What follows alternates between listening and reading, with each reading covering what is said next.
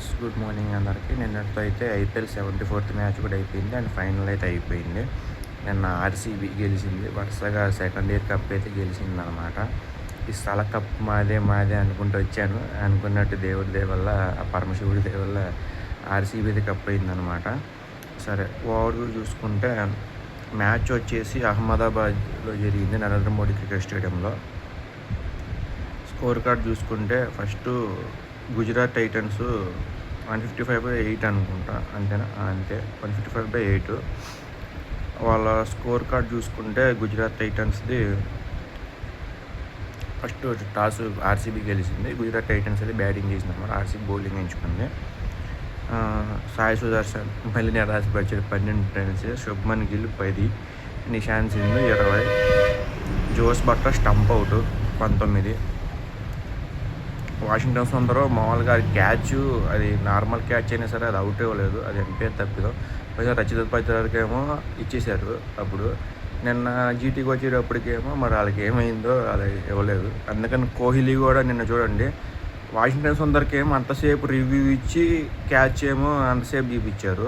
కోహ్లీకి ఏమో empires out వెళ్ళిపోండి అంటున్నాడు.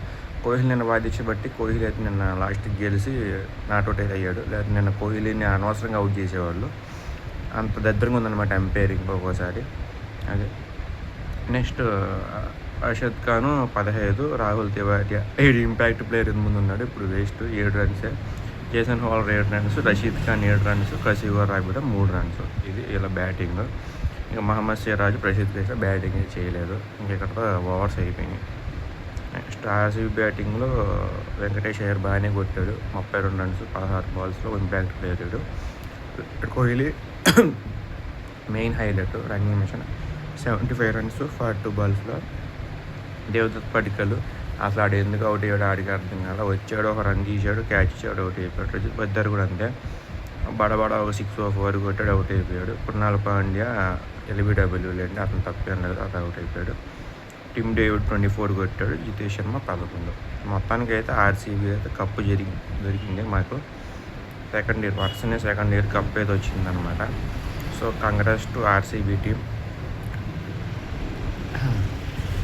అండ్ మీకు తెలిసింది, ఈ సంవత్సరం ఆర్సీబీ బిర్లా వాళ్ళు తీసుకున్నారు.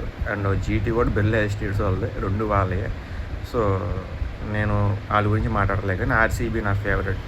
విరాట్ కోహ్లీ పెర్ఫార్మెన్స్ అయితే సూపర్ అనమాట. సో ఇది information. Thank you so much.